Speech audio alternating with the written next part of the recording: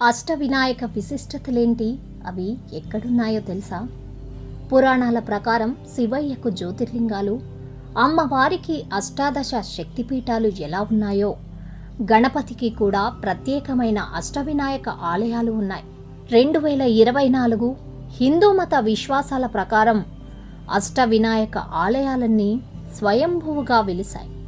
పశ్చిమ మహారాష్ట్రలోని మోర్గావ్, లేన్యాద్రి పాలి ప్రాంతాల్లో ఉన్న ఈ 8 ఆలయాల్లో ఒక్కో దానికి ఒక్కో ప్రత్యేకత ఉంది.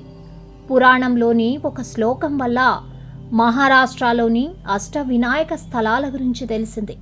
అందుకే అష్టవినాయక యాత్ర ప్రాధాన్యత సంతరించుకుంది.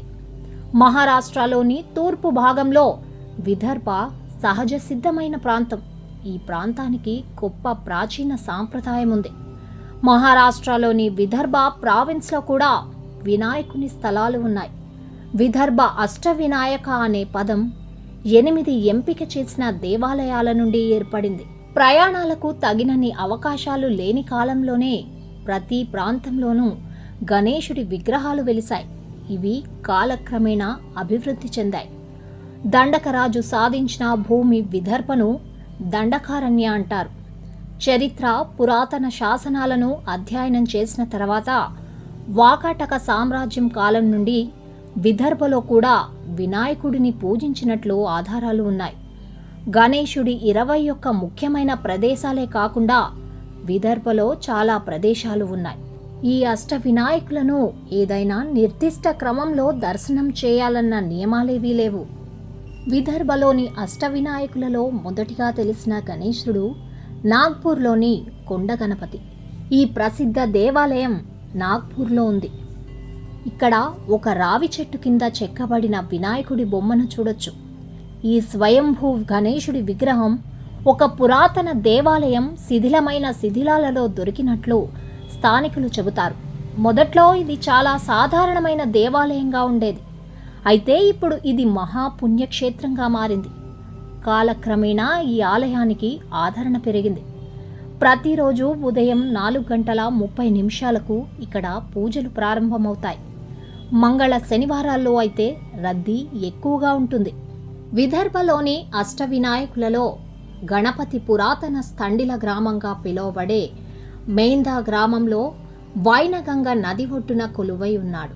ఈ ఆలయంలోని గణేశుడి విగ్రహం 8 అడుగుల ఎత్తుతో సవ్య లలితాసనంలో ప్రతిష్ఠించబడి ఉంటుంది. పాదాల వద్ద ఒక సర్ప చక్రాలు ఉంటాయి. దీనిపై గణేశుడి వాహనం ఎలుక, దానిపై గణపయ్య కూర్చుని ఉంటాడు. ఈ విగ్రహం చతుర్భుజ ఆకారంలో ఉంటుంది. ఒక చేతితో వరదముద్ర, మరొక చేతిలో అంకుశం, పాశము, మోదకముతో నిండిన పాత్రను కలిగి ఉంటుంది.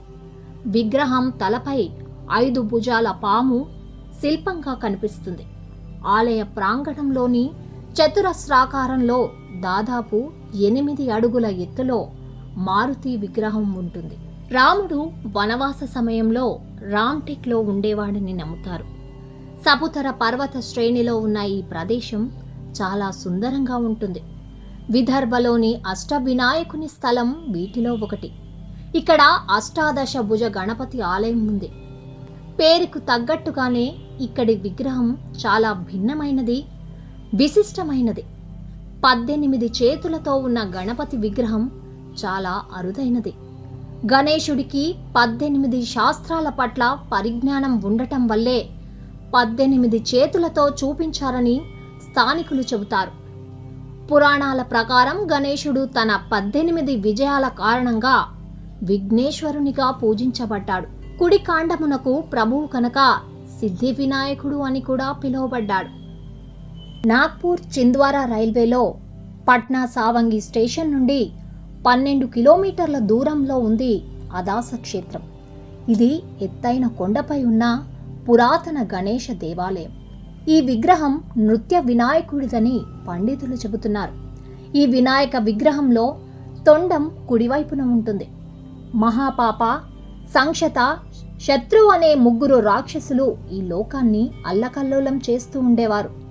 ఈ రాక్షసుల నుండి కాపాడాలని దేవతలందరూ శమీ వృక్షం కింద ఉన్న శంకరుడు పార్వతీ రూపంలో వినాయకుణ్ణి పూజించారు. అప్పుడు ఆ చెట్టు వేరు నుండి శమి విఘ్నేశ్వరుడు ప్రత్యక్షమై 3 రాక్షసులను వధించాడు. ఈ కథ జరిగిన ప్రదేశంలో ముర్ధల్ మహర్షి వినాయక విగ్రహాన్ని ప్రతిష్ఠించారు. గణేశుని 21 ప్రదేశాలలో ఇది మేల్కొలుపు గణేశ క్షేత్రం. విదర్భలోని అష్ట వినాయకులలో ఒకరైన వరద వినాయకుడు భద్రావతి వద్ద అంటే చంద్రపూర్లోని బాండకల్ కొండపై ఉన్నాడు. ఈ ప్రాంతమంతా పురాతన కాలం నాటి స్పర్శను కలిగి ఉంది. కొండ ఎక్కుతుండగా దారిలో కొన్ని విరిగిన విగ్రహాలు కనిపిస్తాయి. గణపతి ఆలయంలో 16 స్తంభాలతో కూడిన గొప్ప హాలు ఉంది.